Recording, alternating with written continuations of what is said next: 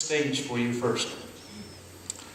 While David and his men, this time David is not yet king, but he and his men of a little army of about 600 soldiers, they have been engaged in battle away from home. While they were away, the village where their wives and children and livestock and possessions were residing was attacked and leveled and burned by another people. They came back from all this being away and tired and all that from battle to see the smoke rising and to find all of their family, all their belongings gone. And they're in terrible grief. But very quickly, David rallies them, and they're going to pursue the enemy, overtake them, and rescue their family members and bring back their possessions. 200 of the 600 of David's men are so exhausted from the previous battles that they simply cannot go on. And David says, "You all stay here and guard our supplies while the other 400 and I go track down these people and get our things back." So he assigned 200 to guard the supplies. Now, when they have gone, engaged the enemy in battle, and have rescued their family and their possessions, they are coming back. So that's where we jump into the story in verse 21. Then David came to the 200 men who had been too exhausted to follow him and who were left behind at the Bezor ravine. They came out to meet David and the people with him.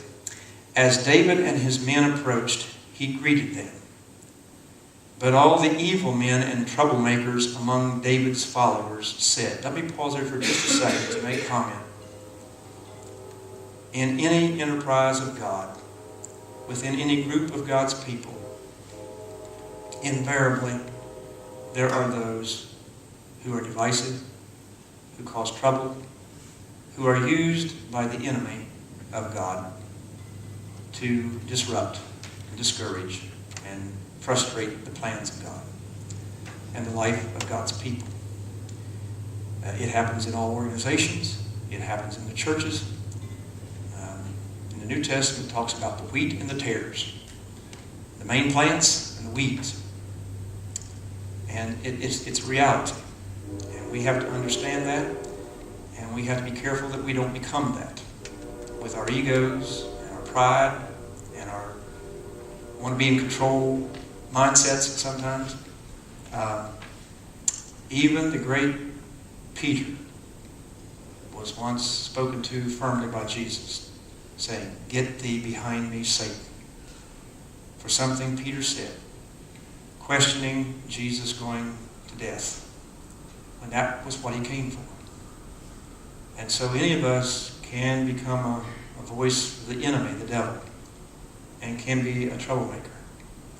The leaders must always be on the watch for this and not allow such persons to disrupt the group and foil the will of God. And so that's exactly what David did here. But what they said was, because they did not go out, this is verse 22, because they did not go out with us, we will not share with them the plunder we recovered. Because they didn't go fight in the battle, because they were too tired. You can just see brothers and sisters acting like this. They were too tired. They were too spoiled. They didn't want to go, so you let them stay home. They didn't go out and take on the risks. They have no right to anything but their own wives and children. Because it says, however, each man may take his wife and children and go. Get out. You're not a part of us. Look, these men were not playing games. These men were not crying wolf. These men were exhausted. They were not capable of doing what it took to do battle. And for them to go when they were not up to it physically could have endangered whoever else was around them, because in the military, you're a unit. You're not an individual. You're a unit. And the safety of everybody depends upon the function of each person.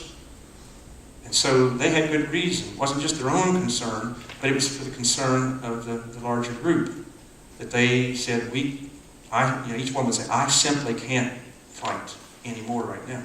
I've got to rest. David's response to the troublemakers. David replied, "No, my brothers, no. You must not do that with what the Lord has given us. He has protected us and handed over to us the forces that came against us? Who will listen to what you said? Now here's the main text. The share of the man who stayed with the supplies is to be the same as that of him who went down to the battle. All will share alike. David made this a statute and ordinance for Israel from that day to this. It became a major principle in their lives. This principle is an exciting one and a comforting and helpful one, and I want to emphasize it. God considers those who fight the battle and those who support those who fight the battle as equal contributors, also equal shareholders in the victory. They share equally in the benefits of the victory. Paul stressed this in Philippians 4 when he encouraged people to give to his ministry, not because he wanted to have a condo in Florida and an airplane to fly around the world. He urged the believers to support his ministry because, quote, my fruit will be credited to your account. You will be blessed as if you had been there. I'm just an extended arm of you. I'm an agent. I'm a representative of you. If you support this ministry, every bit of the fruit that I reap will be credited to your account. You will be blessed by this. Every person that Paul reached would also be laid to the credit of somebody who supported him in his work of evangelism and missionary work. So you can just plan for this in heaven one day. God will show you your account, and there'll be names of people you don't recognize. And you may object, but Lord, where did all these names come from? I've never heard of these people. And I can imagine the Lord saying, well, they were reached by St. Paul United Methodist Church. They were reached by Heart and Hand Ministry. They were reached by some other group that you supported. You gave financially, you gave in some other way, and thus you share in the credit for those persons being a part of the heavenly home now.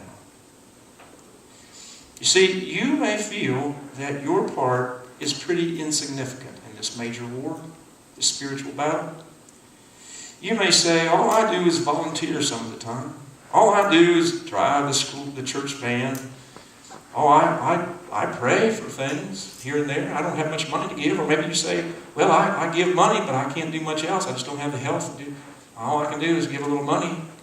You may say, all I can do is cook. I can fix a meal. I can help with fellowship dinners.